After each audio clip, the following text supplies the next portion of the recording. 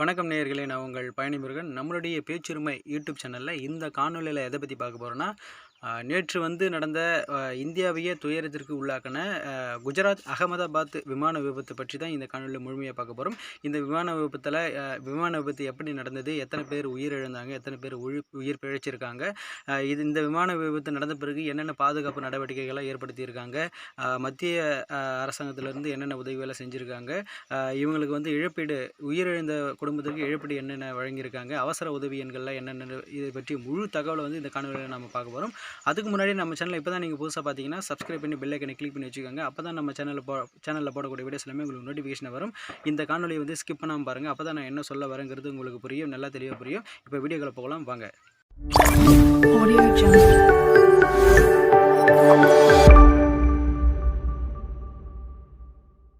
நேயர்களே, நேற்று மதியம் ஒரு 1:38 மணி அளவில் பார்த்தீங்கன்னா, குஜராத்தில் இருக்கிற அகமதாபாத்தில் உள்ள சர்தார் வல்லபாய் பட்டேல் என்ற விமான நிலையத்திலிருந்து ஏர் இந்தியா உடைய போயிங் 171 ட்ரீம்லைனர் என்ற விமானம் நேற்று மதியம் 1:38 மணி அளவுக்கு அகமதாபாத்திலிருந்து லண்டன் நோக்கி புறப்பட்டிருக்கு.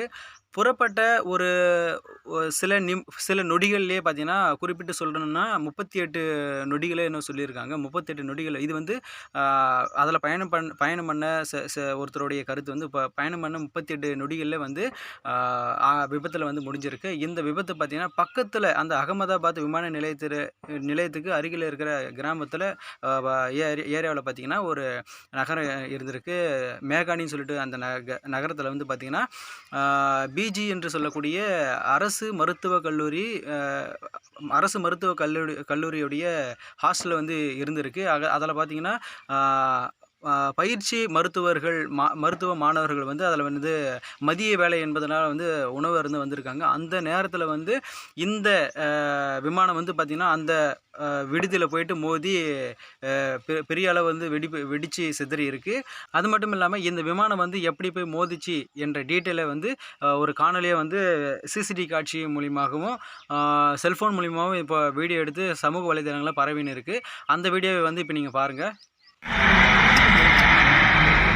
लंबी सवारी कितनी થઈ ગઈ?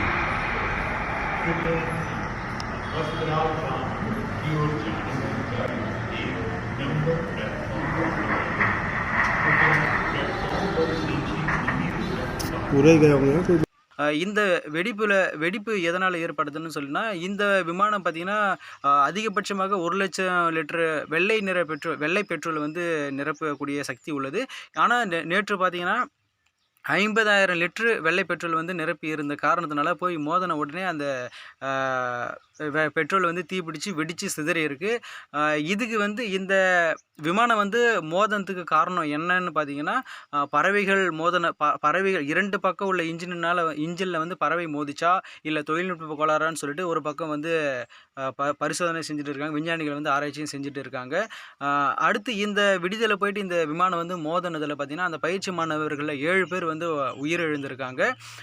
அடுத்து இந்த 7 பேர் உயிரிழந்த நிலையில் மாணவர்கள் 60க்கும் மேற்பட்டவர் மருத்துவமனையில் அனுமதிக்கப்பட்டிருக்காங்க. இந்த விமானம் விடுதியின் மேலே மோதியதுனால மாணவர்கள் இறந்தது ஒரு பக்கம் இருந்தாலும், இந்த விமானத்தில் எத்தனை பேர் பயணம் பண்ணாங்க, எத்தனை பேர் இறந்தாங்கன்னு சொல்லிட்டு ஏர் இந்தியா தரப்பில் அதிகாரப்பூர்வமாக வெளியிட்டு இருக்காங்க. இந்த விமான விபத்தில் பயணிகள் எத்தனை பேர் இறந்துருக்காங்கன்னா, மொத்தம் 242 பேரில் பார்த்தீங்கன்னா 241 பேர் மொத்தமாக ஒரே ஒருத்தர் மட்டும்தான் உயிர் பிழைச்சார். மீதி 241 பேர் இறந்துட்டாங்கன்னு சொல்லிட்டு ஏர் இந்தியா தரப்பில் அதிகாரப்பூர்வமாக வெளியிட்டிருக்காங்க. அதில் பார்த்தீங்கன்னா 133 பேர் உடல் கருகிய நிலையில் அடையாளம் தெரியாத அளவுக்கு மீட்டு எடுத்திருக்காங்கன்னு சொல்லியிருக்காங்க. அதே போல் இந்த ஒருத்தர் என்ன பண்ணியிருக்காருன்னா, எமர்ஜென்சி எக்ஸிட் என்று சொல்லக்கூடிய அந்த வழியாக இந்த விமானம் போய் மோதிர தருணத்தில் எப்படியோ தப்பிச்சு கீழே குதிச்சிருக்காரு. அவர் ஒருத்தர் மட்டும்தான் பிழைச்சிருக்காரு. அவர் பார்த்தீங்கன்னா பிரிட்டிஷ் நாட்டை சேர்ந்த ஒருத்தர் இந்தியாவை பூர்வீகமாக கொண்டவர் ரமேஷ் விஸ்வாஸ் குமார்னு சொல்லிட்டு அவர் பேர் அவர் உயிர் பிழைச்சி படுகாயங்களோடு நடந்து போகிற காணொலியை இப்போ நீங்கள் சமூக வலைதளங்கள் இப்போ போயின்னு இருக்குது. அதையும் நீங்கள் பாருங்கள். क्या भैया बता पैसेंजर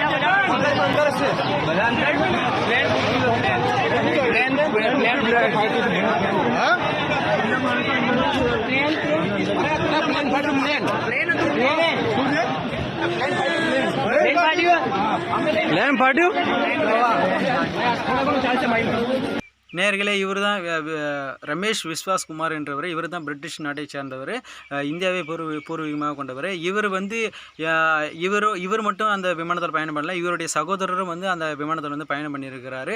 இவர் மட்டும்தான் குதிச்சிருக்கிறார், அவருடைய சகோதரரும் சேர்ந்து இந்த விமானத்தில் வந்து இறந்துட்டு இருக்காரு அப்படின்னு சொல்லிட்டு நியூஸ் வந்து தகவல் வந்து வெளியாயிருக்கு. விமான விபத்துலேருந்து உயிர் தப்பிச்ச ரமேஷ் விஸ்வாஸ் குமார் என்றவர் வந்து என்ன சொல்லியிருக்கிறாருன்னா, இது தொடர்பாக உயிர் பிழைத்த விஸ்வாஸ் குமார் என்ன சொல்கிறாருன்னா, எனக்கு சுயநினைவு திரும்பிய போது என்னை சுற்றி பல உடல்கள் கிடந்தன. நான் பயந்து விட்டேன். பின்னர் நான் எழுந்து ஓடினேன். விமானத்தின் பாகங்கள் எல்லா இடங்களிலும் சிதறி கிடந்தன. அப்போது யாரோ ஒருவர் என்னை ஆம்புலன்ஸில் ஏற்றி மருத்துவமனைக்கு அழைத்து சென்றார் என தெரிவித்துள்ளார்னு சொல்லிட்டு அவர்கிட்ட இருந்து பேட்டி எடுத்து இந்த தகவல் வந்து செய்தியாக வெளிவந்திருக்கு. இந்த விமானத்தில் முக்கியமாக இன்னொருத்தர் வந்து இறந்திருக்காரு. அது யாருன்னா, இவர் தான் குஜராத் மாநிலத்துடைய முன்னாள் முதலமைச்சர் விஜய் ரூபானி என்றவர். இவரும் வந்து இந்த விமானத்தில் பயணம் பண்ணி இறந்துட்டாருன்னு சொல்லிட்டு அதிகாரப்பூர்வமாக வந்து வெளியிட்டிருக்காங்க. இவர் 2016 2021 வரைக்கும் 5 ஆண்டுகள் வந்து குஜராத்தினுடைய முதலமைச்சராக வந்து பணியாற்றியிருக்கிறார்.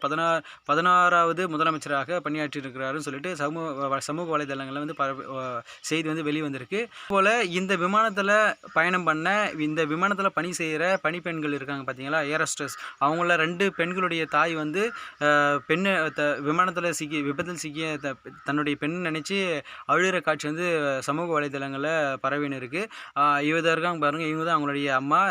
இவங்க என்ன சொல்லியிருக்காங்கன்னா, என்னுடைய பெண் வந்து வேணும் அப்படின்னு சொல்லிட்டு ஃபோன் எடுத்துகிட்டு வாங்க, என்னுடைய பெண்ணுடைய ஃபோட்டோ வச்சு நான் பார்க்குறேன்னு சொல்லிட்டு கதறி அழுகிற இந்த கதறி அழுகிற வீடியோ வந்து சமூக வலைதளங்களில் பரவின்னு இருக்குது.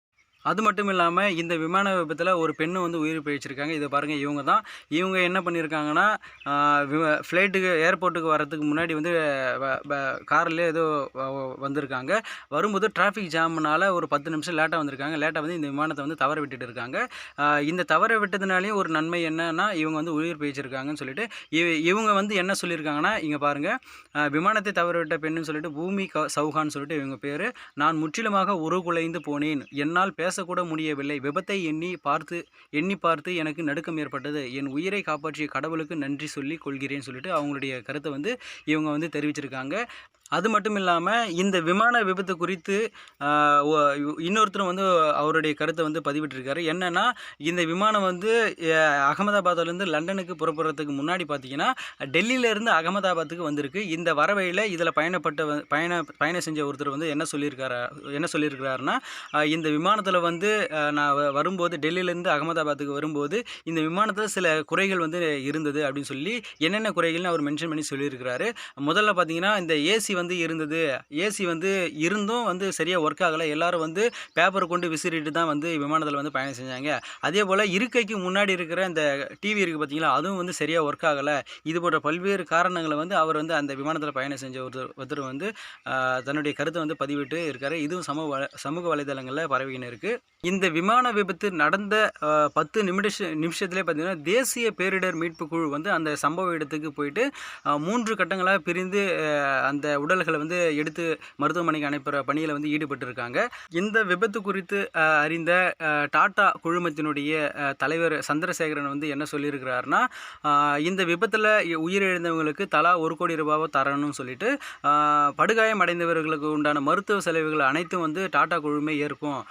பிரைவேட் தனியார் அரசு மருத்துவமனையிலே சிகிச்சை பார்த்து அதற்கு உண்டான தொகை என்னவோ டாடா குழுமே ஏற்கும்னு சொல்லிட்டு அவர் வந்து அவருடைய கருத்தை டாடா குழுமம் சார்பாக வந்து தெரிவிச்சிருக்காங்க. உயிரிழந்த ஒவ்வொருவருக்கும் தலா 1 கோடி ரூபாய் தரேன்னு சொல்லிட்டு அவங்க வந்து டாடா குழுமம் சார்பில் தலைவர் சந்திரசேகரன் அவர்கள் வந்து சொல்லியிருக்கிறாரு. அதே போல் இந்த டாடா குழுமம் வந்து இப்படி அறிவிக்கிறதுக்கு வந்து என்ன காரணம்னா, இங்கே பாருங்கள், ஏர் இந்தியா விமான நிறுவனத்தை டாடா குழுமத்தின் வசம் தான் உள்ளது. ஏர் இந்தியா நிறுவனம் வந்து டாடா குழுமத்துக்கிட்ட தான் வந்து இருக்குன்னு சொல்லியிருக்காங்க. இந்த நிறுவனத்தின் 74.6% பங்கு டாடா குழுமத்திடமும், ஏர் இந்தியாவுடைய நிறுவனம் வந்து 74.6% பங்கு டாடா குழுமத்திடமும் 25.1% பங்கு சிங்கப்பூர் ஏர்லைன்ஸ் நிறுவனத்திடமும் உள்ளது. இதனால்தான் விமான விபத்தில் பலியானவர்களின் குடும்பத்துக்கு தலா 1 கோடி இழப்பீடு வழங்குவதாகவும் காயமடைந்தவர்களின் சிகிச்சை செலவை ஏற்பதாகவும் டாடா குழுமம் அறிவித்துள்ளதுன்னு சொல்லிட்டு செய்தி வந்து வெளிவந்திருக்கு. இந்த விமான விபத்தில் இறந்தவங்களுடைய உறவினர்கள் வந்து எந்த நம்பருக்கு வந்து தொடர்பு கொள்ளணும்னு சொல்லிட்டு தொலைபேசி எண்களை வந்து அரசு தரப்பில் வந்து வெளியிட்டிருக்காங்க. அது என்னென்னா, குடிமக்கள் மற்றும் பயணிகளின் உறவினர்கள் 0792251900 என்ற தொலைபேசி எண் அல்லது 9978405304 என்ற மொபைல் எண் மூலம் மையத்தை தொடர்பு கொள்ளலாம் எனவும், கூடுதலாக அகமதாபாத் சிவில் மருத்துவமனை நோயாளி பராமரிப்பு மற்றும் அதிர்ச்சி மைய உதவி தொடர்பான விசாரணைகளுக்கு 6357373831 மற்றும் 6357373841 ஆகிய எண்களை தொடர்பு கொள்ளலாம் எனவும் தெரிவித்துள்ளதுன்னு சொல்லிட்டு அரசு தரப்புலையும் இந்த உதவி மைய எண்களை வந்து கொடுத்துருக்காங்க. நேயர்களே, இந்த விமான விபத்து குறித்து மத்திய உள்துறை அமைச்சர் வந்து நேரடியாக வந்து அந்த விமான விபத்து நடந்த இடத்துக்கே வந்து போயிட்டு என்னென்ன நடந்தது அப்படின்னு சொல்லிட்டு எல்லா விசாரணையும் வந்து செஞ்சுருக்கிறாரு. அது மட்டும் இல்லாமல் இந்த விமான விபத்தில் தப்பிய அந்த ரமேஷ் விஸ்வாஸ்குமார் என்றவரையும் போய் நேரில் ஹாஸ்பிட்டலில் வந்து நேரடியாக போய் சந்தித்து பேசியிருக்கிறாரு. அது மட்டும் இல்லாமல் பிரதமர் நரேந்திர மோடி அவர்களும் வந்து இந்த விபத்து குறித்து சம்பவ இடத்துக்கு சென்று விசாரணை பண்ணி இருக்காரு. இது குறித்து வந்து உயர்மட்ட குழு வந்து அமைச்சிருக்கிறாரு. மத்திய அரசு சார்பில் வந்து உயர்மட்ட குழுவும் விசாரிக்கிறதுக்காக அமைச்சிருக்காங்க. மக்களே, இந்த விமான விபத்து குறித்த துயரம் வந்து நம்மளுடைய நாட்டையே வந்து உலுக்கியிருக்கு. எல்லோரும் வந்து எல்லா மக்களும் வந்து வருத்தமாக தான் இருக்காங்க. இந்த விபத்து குறித்து உங்களுடைய கருத்துக்கள் என்ன என்பதை கமெண்ட் செக்ஷனில் தெரிவிங்க. இந்த காணொலி உங்களுக்கு பிடிச்சிருந்தா இந்த காணொலிக்கு ஒரு லைக் கொடுத்துட்டு நம்ம சேனலை சப்ஸ்கிரைப் பண்ணி பெல் ஐக்கனை கிளிக் பண்ணி வச்சுக்கோங்க. இது போன்ற தகவல்கள் வந்து உடனுக்குடனே வந்து நீங்கள் பார்க்கணுன்னா நம்மளுடைய சேனலை வந்து சப்ஸ்கிரைப் பண்ணி பெல் ஐக்கனை கிளிக் பண்ணி வச்சுக்கோங்க. மீண்டும் ஒரு அடுத்த காணொலியில் வந்து சந்திக்கிறேன். நன்றி, வணக்கம்.